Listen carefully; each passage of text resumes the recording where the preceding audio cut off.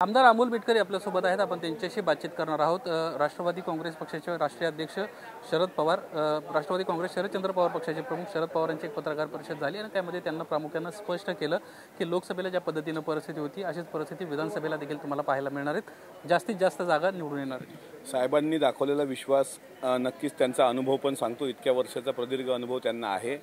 मात्र साहेब हे पण जाणून आहेत की लोकसभेची समीकरणं वेगळी असतात, विधानसभेची समीकरणं वेगळी असतात आणि राष्ट्रवादी काँग्रेस पक्ष हा 1999 साली जो साहेबांनी स्थापन केला तो पक्ष प्रादेशिक पक्ष म्हणून महाराष्ट्रातला मोठा पक्ष आहे। त्याच्यामुळे राष्ट्रवादी काँग्रेस पक्ष आज अजितदादाच्या नेतृत्वात नक्कीच आम्हाला विश्वास आहे की काल जो अर्थसंकल्प त्यांनी मांडला त्या भरोशावर आणि आमच्या मेहनतीच्या भरोशावर आम्ही सुद्धा चांगल्या पद्धतीनं विधानसभेमध्ये आमचा परफॉर्मन्स दाखवू। काल अजित पवारांना अर्थसंकल्प सादर करताना 1994 पासूनचे दाखले द्यायला सुरुवात केली होती। महिला धोरण कशा पद्धतीने राज्यात राबवण्यात आलं, कशा पद्धतीने निर्णय घेण्यात आले, खास करून महिलांसाठी याचा उल्लेख त्यांनी केला। मात्र ज्यांनी हे महिला धोरण राबवलं त्यांचा मात्र नामोल्लेख करणं त्यांना टाळलं। कुठेतरी ही खुजी मानसिकता आहे, अशा पद्धतीची टीका तुमच्यावर मोठ्या प्रमाणात अजितदादांवर होताना पाहायला मिळते। आता ही टीका करणारे आवडत असू शकतात, दुसरं काय कोणी हे टीका करणार नाही, कारण त्यांना तितका वेळ असतो आणि ते फक्त अजितदादांवर कुठं बोलता येईल हे शोधत राहतात। 1994 साली महिला धोरण राज्यात साहेबांनी आणलं यात कोणाच्या मनात दुमत असण्याचं कारण नाही, पण राज्याचा अर्थसंकल्प सादर होत असताना अर्थातच मुख्यमंत्री आणि दोन्ही उपमुख्यमंत्र्यांच्या नजरेखालून अर्थमंत्र्यांच्या नजरेखालून घालूनच तो मांडला जातो।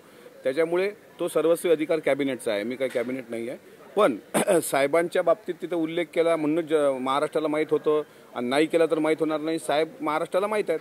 त्याच्यामुळे आव्हाड साहेबांनी थोडंसं जरा दम धरावा ना, असं उठसूट काहीतरी म्हणजे खोचक प्रतिक्रिया द्यायची, काहीतरी बोलायचं, याला काही अर्थ नाही। जे स्थान आमच्या मनातलं साहेबांबद्दल आहे ते कायम राहणार आहे। परंतु ज्या पद्धतीनं राष्ट्रवादी काँग्रेस पक्ष उभारणीपासून त्यांचं काम आहे, महिलांच्या बाबतीतले महत्त्वाचे निर्णय आहेत, त्यामुळे कुठेतरी शरद पवारांचा नामोल्लेख टाळणं हे कुठेतरी योग्य नाही असं एकंदरीत सर्वच भावना पाहायला मिळते। साहेबांच्या कामाबद्दल कुणाच्याही मनात शंका नाही।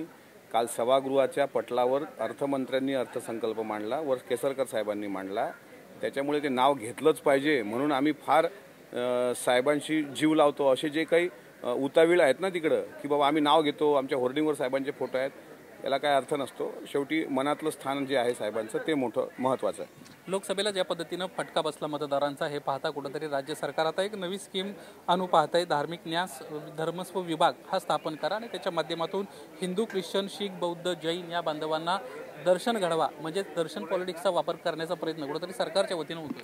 नाही, सरकार म्हटल्यानंतर ते कोण्या एका धर्माचं नसतं। सरकार म्हटल्यानंतर ते सर्व धर्म, त्यांना सर्व धर्म समान मानावेच लागतात, कारण तो भारतीय संविधानाच्या उद्देशिकेचाच भाग आहे।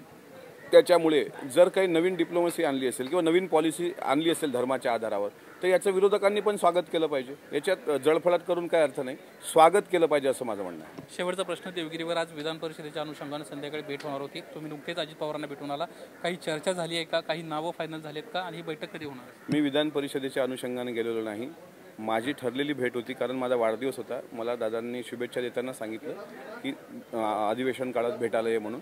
मी दादांना दर्शनालाच त्या ठिकाणी गेलो होतो, पण तिथे अनेक मोठे नेते बसले असल्यामुळे माझं बोलणं झालं नाही। तर 11:15 वाजता मला विधान भवनलाच त्यांनी वेळ दिला आहे, त्यावेळेस मात्र बोलेल, पण विधान परिषदेच्या चर्चेसंदर्भातल्या बाबत मला माहिती नाही। परंतु राजेश विटेकरांना कुठेतरी शब्द दिला गेला होता, आणखीन एक जागा शिल्लक आहे, वाटते तुम्हाला राजेश विटेकरांना या ठिकाणी संधी मिळेल? नक्की, ज्यानं पक्षासाठी म्हणजे प्राणांतिक काम केलं असेल किंवा पक्षासाठी खचला असेल जो व्यक्ती, त्या व्यक्तीला न्याय पक्ष देणार, यात काही दुमत असण्याचं कारण नाही। धन्यवाद आमच्याशी बातचीत केल्याबद्दल। कुठेतरी राजेश विटेकरांना संधी मिळेल अशा पद्धतीची आशा अमोल बिटकरांनी व्यक्त केली आहे। कॅमेरामन अजित कदम, संदेश बुधावले, एबीपी माझा, मुंबई।